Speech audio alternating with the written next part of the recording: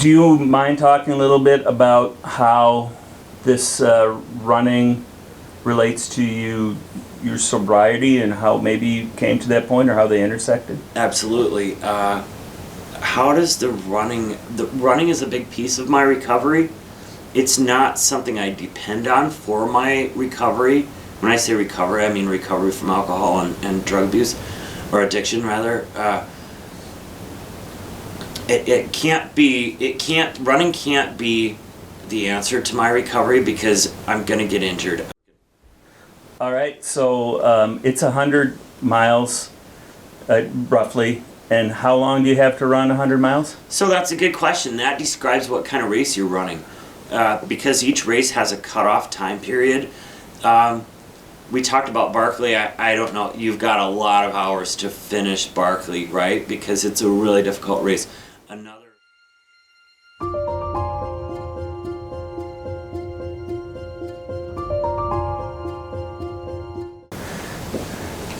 So if you're running 100 miles, I'm imagining there's a lot of misery involved with some of that. There is. It's a different kind of misery. You really need to consider the difference between discomfort and pain if you want to get through it, I think. Because discomfort is something that's very acceptable and temporary. And so... Don't keep going, bubbling. for God's sakes. All right.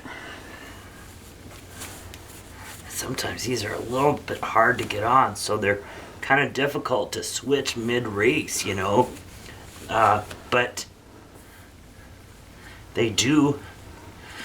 And usually sometimes it's a good idea to switch mid-race if they're really wet. If they're they get full of sand, sticks, pebbles, all kinds of shit that you wouldn't believe the amount of things that can get in your socks.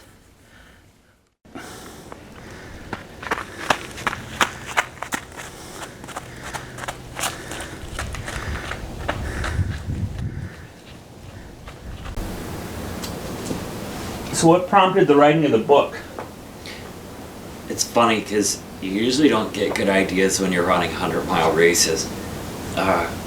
But when I was running the race in 2014, and I was just, as you're running, you talk to people, of course, other people running it, and I'm talking to a guy who, the week before, he was working with natives in the Amazon, or somebody else who's